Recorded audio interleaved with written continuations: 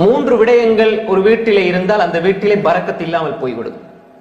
ஒன்று அஸ்ஸர்ஃப், அல் இஸ்ராஃப், வீண் விரயம் இருக்கும் என்றால், வீடே வீண் விரயமாக இருந்தால், வீட்டுக்குள்ள சாப்பாட்டில் வீண் விரயம், ஏனைய விடயங்களில் வீண் விரயம் இருந்தால் அந்த வீட்டுக்குள்ளே பரக்கத் இருக்காது என்றால், வீடே வீண் விரயமாக கட்டப்பட்டால் அங்கே பரக்கத் கிடையாது.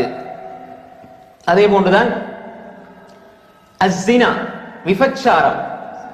குடும்ப உறவுகளில் இருக்கின்ற யாராவது ஒரு மனிதர் விபச்சாரத்தோடு சம்பந்தப்படுவாராக இருந்தால் அந்த வீட்டிலே பரக்கத் போய்விடும். கணவன் மனைவி யாராவது ஒருவர் அல் ஹியானா, மோசடி செய்யக்கூடியவர்களாக, துரோகம் செய்யக்கூடியவராக, கணவன் மனைவிக்கு தெரியாம, மனைவி கணவனுக்கு தெரியாம என்னென்ன விடயங்களில் எல்லாம் ஈடுபடுகிறார்களோ அதெல்லாம் ஹியானா. விதிவிலக்காக சில விடயங்கள் இருக்கிறது.